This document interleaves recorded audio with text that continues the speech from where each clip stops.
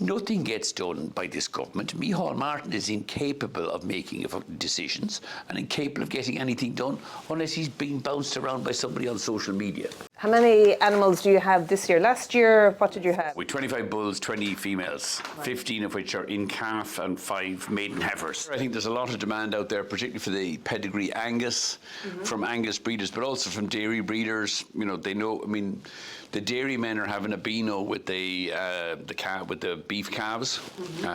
So beef calves, like 2 years ago, we couldn't give them away. Now they're selling them for between 500 and 700 euros a head. So I think there will still be strong demand from the beef or from the dairy sector. And the advantage of ours, obviously, is you'd be breeding beef calves that qualify for the Certified Angus Beef Programme. So long may it continue. But am I expecting strong prices? I have no idea. I never know. It's a bit like a Ryanair seat sale. They're all getting sold without reserve, on you go. What kind of numbers do you get on the day, people-wise? People-wise, I mean, generally speaking, we tend to have about we've seating for 200 people. So we generally have about 250 people come, judging by the number of seats we have. What's transformed the sale in the last 5 years, or since COVID, has been the online. The online is just fantastic. Martite do a great job. Barry James Duff, John Tevlin, who is the auctioneer. But you know, the joy of for the first 15 years of these sales, you'd be sitting there waiting 10 minutes for somebody to bid up another 10 euros. Now the internet just goes bing, bing, bing, bing, bing, so everybody has to get on with it. At last year's sale, we had buyers and finished up buyers from obviously the 4 provinces, but also from the Scotland, Germany, Italy and Portugal. And so we're very hopeful that this year again we will have international buyers as well as Irish and UK buyers. Have you bought any more land recently? I bought another 90 acres last December. Some 90 acres came up for sale, actually adjoining one of my farms, so I bought that. And I'm doing what we do with all Westmeath land now. I have diggers in there, digging out drains and getting the water off the bloody land. It is the bane of my life in Westmeath. You buy land and nobody has dug out or addressed the drains and the water for about the last 50 or 60 years. So we're in there at the moment with diggers digging out drains, getting the water off the land again and fencing it all. And what are you doing with that? Is it for tillage? No, because it adjoins one of my existing farms, so we'll use that for kind of grazing. Summer grazing, and then it's reasonably close to. I built 2 new big, large stock sheds, each of them capable of wintering about 250 animals, but. This 90 acres is right beside one of those new sheds, so we'll use it during the winter. Then we kind of let the calves kind of graze out by day and in at night. So we kind of run a calf creep system. The cows are kept in, and the calves can go out and sort of play in the fields during the day. So once I get if I can drain the land of the water and get the water off the land, I'll have reasonably dry land for the calves, kind of out by day and in by night. One of the big things of late, well, quite recently, was farmer sensitivity around beef imports, and there was the IFA protest outside Borbia. Yeah. Do you think farmers were a little bit oversensitive, or should they be concerned about imports, or where did you stand on that? I mean, I'm generally supportive of the IFA, but I think they were fundamentally wrong on their opposition to the Mercosur trade deal. Which is ultimately free trade has hugely benefited Ireland. Joining the EU has hugely benefited, and every time there's been an extension to free trade deals, the IFA are jumping up and down about the Mercosur is a good trade deal. Free trade deal opens up a huge market for the Irish and the European economy. There are very heavy restrictions on the amount of Brazilian beef that can be brought into Europe. It is tiny. It is a drop in the ocean. It will not have any effect on the pricing of Irish beef, and the IFA were fundamentally wrong to be opposing it. And I thought the charade of them camping out in the Borbia offices was a joke. They should have been arrested and thrown out. I mean, you're all in favour of peaceful protest, but if you want a peaceful protest, outside which are placards, not sitting inside the fucking reception area. I wouldn't encourage that, or I wouldn't support that at all. I think the IFA were wrong in both the opposition to Mercosur and in the case of Board Bia. You went to Cheltenham. It wasn't a particularly successful trip. You know, we didn't have any winners, but that's a kind of setting a high bar. We had, I think, 2 seconds and 3 thirds. So I won about 200 grand in prize money. At least it paid for the entire week. Didn't have any winners, but you know, I am paying the penalty now for not taking a break from buying horses for about 4 or 5 years. I didn't buy anything through 19, 20, 21, 22, and then I changed my mind in 23 and started buying again. So I now have young horses coming through, but I only have got really hurdlers. I don't have novice chasers or chasers. So it'll take me about another 3 years when I have novice chasers and chasers, the older horses. So you're not getting out? No, but I have significantly reduced the numbers. Like when I said I was going to wind down in 2018, 2019, I had about 200 horses in training. I'm now down to about 80 horses in training, and I think that number's about right. I have very little time to go racing at the moment, so I'm busy with the kids' activities. They particularly like going to Leopardstown at Christmas, Cheltenham and the Punchestown Festival. So because they're keen to go racing, I said, well, let's go back and I'll buy a few more.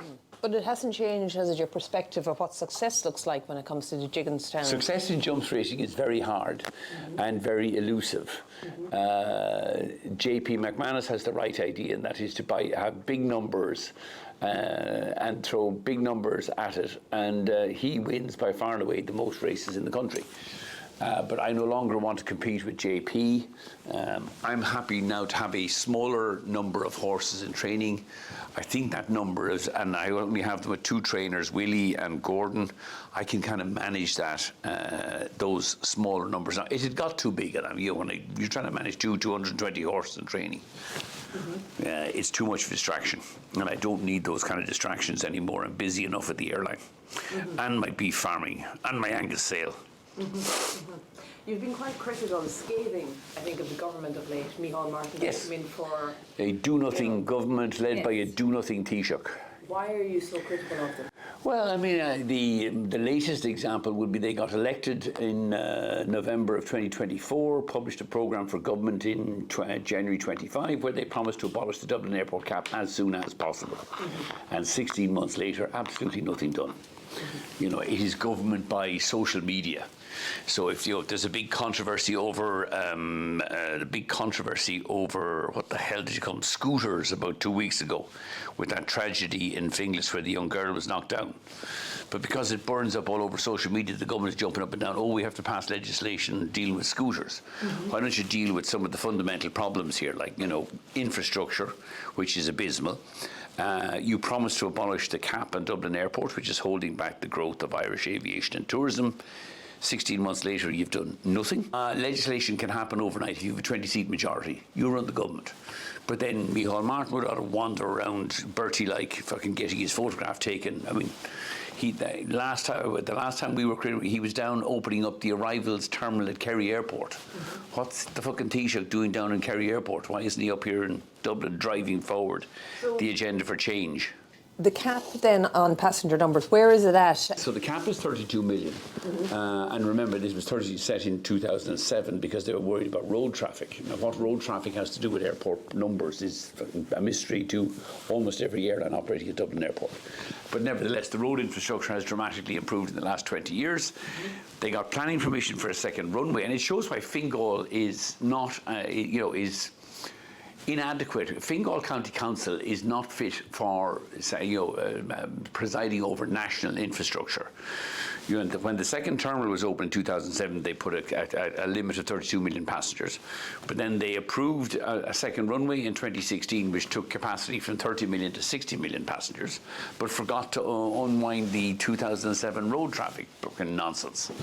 And if we had a proper functioning government that was actually capable of doing something, when they say with a 20-seat majority in January 25 that they will abolish the cap as soon as possible, okay, it might have been done by the end of January, but it should have been done by March or April or by the summer recess of 2025. Nothing gets done by this government. Micheál Martin is incapable of making decisions and incapable of getting anything done unless he's being bounced around by somebody on social media. If they don't pass this legislation before the end of June, they then take on the EU presidency, and none of them, most notably Micheál Martin, will do nothing for the following 6 months because they'll be too busy whining and dining the great and the good of Europe. If it's not done by June, it won't get done at all this year. I think if it doesn't get done by the end of June, I think the Americans are going to stop Aer Lingus landing in New York or landing in the US altogether. The Trump administration is not going to tolerate the American airlines being disadvantaged like this. And if they stopped an Aer Lingus flights landing in New York, this legislation will get passed in 24 hours. Because now it would be an emergency. And that might be the only way of getting this thing fixed. I mean, the only people who have real traction in this argument now is the Americans. And the government is shit scared that the Americans actually will stop Aer Lingus flights landing in the US. And then it'll get done in 24 hours. Like, the idea that we can't pass legislation in 24 hours is a nonsense. If you have a 20-seat majority, they never listen to me. What's complex? You want to pass a law and you have a 20-seat majority. There's nothing complex about it at all. You ram it through government and off you go. We're still waiting 16 months. It took them until September 2025 to bring a paper to Cabinet. The Cabinet approved the paper. Now they're bringing draft legislation in April, March of 26. That took another 6 months. And now it might take us until the end of the year to get it passed. Well, nothing will get passed in the second half of this year because they'll do nothing for the second half of this year because of the EU presidency. Martin will be wandering around Europe, international statesman. Whereas, in fact, he's an ineffectual, he has no leadership skills at all. He's a great survivor. He was there driving the bus when Fianna Fáil drove the economy off the cliff in 2006. And remarkably, 20 years there, he's still in fucking power, hanging on by the skin of his, because there's nobody in Fianna Fáil to push him out. I don't have any great personal kind of antagonism towards Micheál Martin. Where I criticise him is his utter and abject failure, and Simon Harris right up there as well, to deliver real change. I mean, and how many scandals do you want? We haven't got the cap at Dublin Airport abolished. The Children's Hospital is running 5 times over. Was originally going to be 400 million, it's now 2.2 billion, and it still isn't getting opened. Nothing they touch. We want to build 30,000, 40,000 houses a year, but they're all being built outside the M50. What is the proposal for fixing infrastructure or traffic? Public transport. Public transport doesn't serve Kildare, Meath, where they're building all these fucking houses. But as usual, nothing gets done. But if this government is so useless, are there alternatives or realistic alternatives? Sadly, no. Because as a country, we vote for the people who tell us what we want to hear. From the failure to deal with infrastructure, I mean, we're about to commit 25 billion to the Dublin Airport metro, which is just a complete bloody scandal. The airport doesn't need a metro. Swords probably does need public transport, but why don't you could extend the Dart line or the Dart line out to here at a fraction of the cost of 20 billion. I have long advocated what this government should be doing is pushing forward an outer ring road outside the M50. There should be an M75 that connects Drogheda across to Navan, across to, I don't know, Mullingar. And we should be, if you're going to build a tunnel, the only place you should have a tunnel here is under Dublin Bay. We need to make the M50 orbital, either build a bridge across Dublin Bay from Clontarf to Blackrock or put a tunnel under Dublin Bay, and you would dramatically transform traffic and road access in this capital city. Public transport in a country where you have a population base of 5 million is unsustainable. There isn't enough numbers here for public transport. You're building all these houses. We won't go up in the centre of town.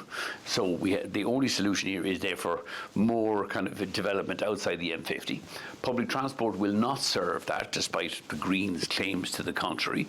And if you build these housing estates in Maynooth or in Newbridge or in Kinnegad or wherever, people need to commute to and from Dublin. But surely more cars on the road is not the answer, Michael. More cars is absolutely the answer. It is the only answer we have. And the advantage we have, for all the eco-looms is in early 2030s, all these cars will be electric. So they won't be coughing out, if what you're worried about is carbon emissions, they won't be generating carbon emissions. The problem is they've nowhere to go because they're all stuck in fucking traffic. So why don't we get rid of all the bus lanes in the centre of Dublin? Why don't we big multi-storey car parks under Stephen's Green, Merrion Square, all those, and make it easier for people to get in and out of the centre of Dublin? And narrow streets. They're not narrow. They've only been made narrow by useless cycle lanes that nobody's cycling in. Look at the Quays. The Quays have 4-lane highways on both sides of the Quays, and what have we done? We have sterilised them with 2 bus lanes and a bloody cycle lane, with nobody cycling in it. Do you drive an electric car? No. Would you? I mean, I think it's inevitable. We'll all drive electric cars. I think in the 2030s, we'll all be driving electric cars. The problem is they won't go anywhere, because the population will rise from 5.5 to 6 million people by 2030 and 7 million people by 2040. They'll all be living in Athlone, Mullingar, Navan or Drogheda, and they won't be able to get in and out of fucking Dublin. I mean, I would be in favour of having, completely relaxing the planning restrictions. To what extent? Well, I would certainly have a limit on Dublin. There should be no restrictions on the height of apartment blocks in Dublin. Anywhere along the Quays or around that central corridor, all the way down along the Quays, we should allow people to build 40 stories high. And that, if you really want to put some life back into the centre of Dublin, build apartments for young people in there. They don't want houses. They actually want apartments in the centre of town. They want to be where all the action is. But we won't build apartments for them. Do you want to stay working until your mid-70s at this pace? I don't see. I'm happy to stay working, full stop. Forever? Well, sure, why not? Warren Buffett retired at, 97, 98. Seems like a good... No, I don't plan to go to 97, 98, but the work here is very interesting. We are doing... there is a superb team of people here working in Ryanair, and we are transforming the face of aviation in Europe for the better. We want to grow or increase the traffic from 208 to about 216 million passengers. We're taking delivery of 29 new aircraft from Boeing. We are hoping to bring down airfares by another 3 or 4% this year, although the higher cost of oil now would probably militate against that.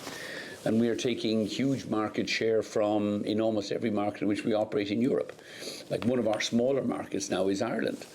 We are by far and away the biggest airline in Spain, in Italy, in Poland, in the UK.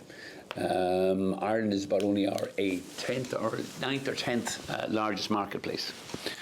Now, we would like to grow more in Ireland, but until we have an effective government that actually lives up to its promise and abolishes this stupid airport cap at Dublin Airport, we can't grow at Dublin.